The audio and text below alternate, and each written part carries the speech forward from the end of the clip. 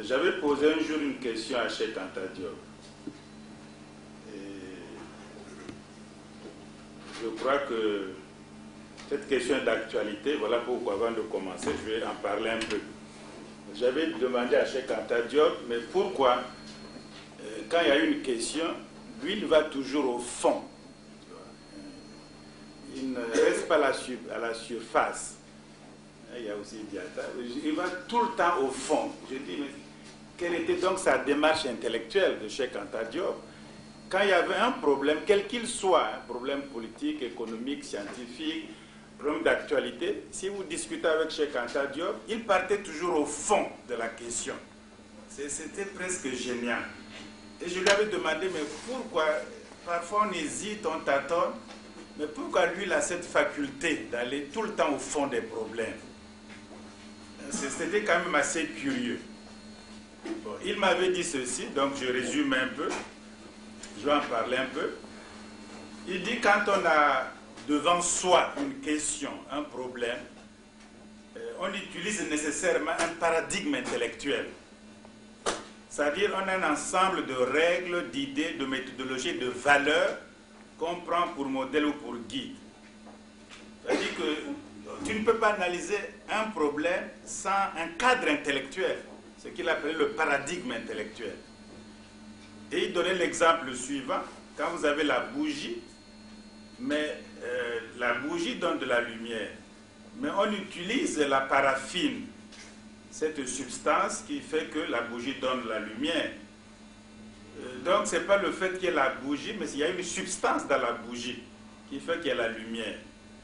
Et la même chose, ce n'est pas parce que tu as un cerveau que tu analyses, mais il faut qu'il y ait une substance dans ton cerveau. C'est ça qu'il appelait le paradigme intellectuel. Parce que tout le monde a le cerveau finalement, mais il faut qu'il y ait encore la paraffine dedans pour donner la lumière. Tu vois?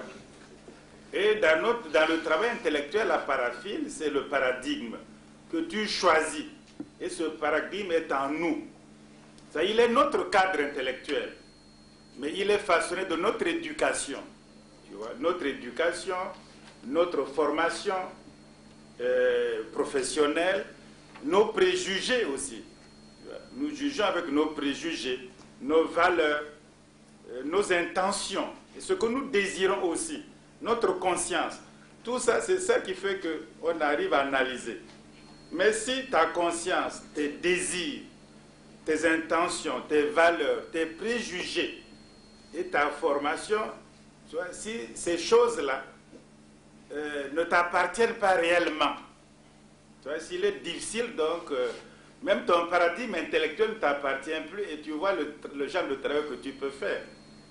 Tu vois? Parce que c'est ça qui me disait ici, que quels qu'ils soient les préjugés, les valeurs, tes désirs, ce que tu désires, il faut que ça soit toi. C'est ça qui va donner la lumière. Mais si tu désires comme moi je désire, comme Cheikh Anta Diop désire, mais ce n'est pas ton désir à toi. Tu ne peux pas faire comme moi exactement. Et il donnait un exemple quand Miles Davis, jazzman, jouait avec John Coltrane. Il a dit, mais pourquoi tu veux faire la musique comme Miles Davis? Tu ne seras jamais Miles Davis. Fais ta musique toi-même. Pourquoi tu veux imiter ma manière de jouer? Pourquoi? Fais toi-même. Et lorsque Coltrane s'est libéré de l'imitation de Miles Davis, il est devenu lui-même génie. Donc, Cheikh dit, mais utilise toi-même ton paradigme. Pourquoi tu veux... On n'a peut-être pas les mêmes préjugés. On n'a pas le même milieu, les mêmes éducations, les mêmes désirs. Il y a des variantes, etc. Donc, c'est ça le paradigme. Alors, nous, maintenant, là, quel paradigme intellectuel nous utilisons? Lorsque nous voulons étudier, analyser, comprendre un problème africain ou tout autre. Problème de la Tchétchénie, problème de ceci, Kosovo. Comment nous analysons? Mais nous répétons le plus souvent ce qui est dit à la télévision, ce qui est dit à la presse. Et on répète l'information de l'autre. Historique, de la continuité historique des peuples africains dans l'espace et dans le temps. Tu vois, les Africains aujourd'hui, ils ont vécu dans l'espace et dans le temps depuis là jusqu'à maintenant. C'est cette continuité qu'on veut refaire.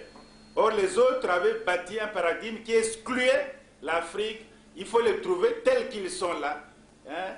Les Fonds sont là, les Ewe sont là, les Wolofs sont là, les Bambara. Il faut les prendre tels qu'ils sont là et essayer de décrire leur vie, leur couture.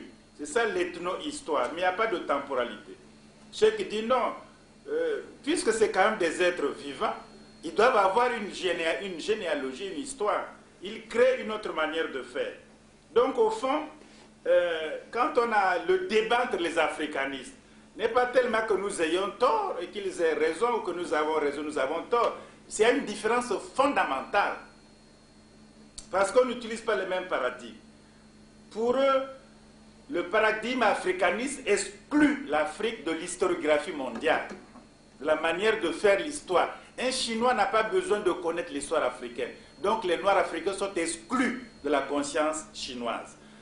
Un Européen n'a pas besoin de connaître l'histoire africaine. Donc les peuples africains sont exclus de la conscience européenne. Il reste simplement quelques aventuriers qu'on appelle africanistes qui étudient ces choses-là comme pour se distraire. M. Anta Diop arrive, non, dit je dois connaître l'histoire asiatique en tant qu'Africain, en tant qu'être humain, je dois connaître l'histoire de l'Europe. La même chose, ils doivent connaître l'histoire africaine, l'histoire, etc., même l'Europe. C'est ça le débat. Le débat n'est pas tellement que les Songhas étaient fondés en 1800 et quelques. Ça, ce n'est pas le débat. Le débat, c'est qu'ils utilisent une manière de voir, une vision, un paradigme différent. Tant qu'ils ne changeront pas, c'est impossible qu'on puisse s'entendre.